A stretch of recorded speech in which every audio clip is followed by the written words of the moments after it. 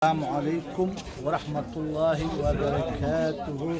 أنا ku hadlaya magaca xisbiga midnimada ummadda Soomaaliyeed anagoo ah gudoomiyaha xisbiga midnimada ummadda Soomaaliyeed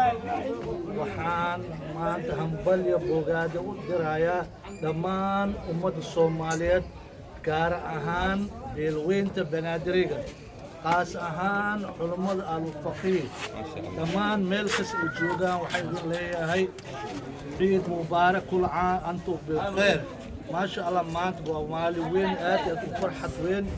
زمان سف في عيا لو عيدي إن شاء الله هذا نوحان باقو درايا ملاحظة وغسريسة دولة قارهان مدحرينا رئيس وزراء إلى مدى قدومية أخلق سري أخلق هوسي تمام مسؤولية وحايدك عسنايا إناد قوتان ما دام بهالتهاتيو بدن oo soo noqnoqday la rabo in dadka masaakiinta yarta ah wax loo qabto mid labaad waxaan rabnaa in aan baaqo diro dhalinyarta ku dagaalamaysa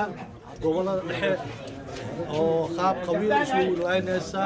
waxaan jeclahay inay ka wado wax kasta oo sameynay ay ku dhaqmaan shareecada islaamka midda saddexaad waxaan jeclahay in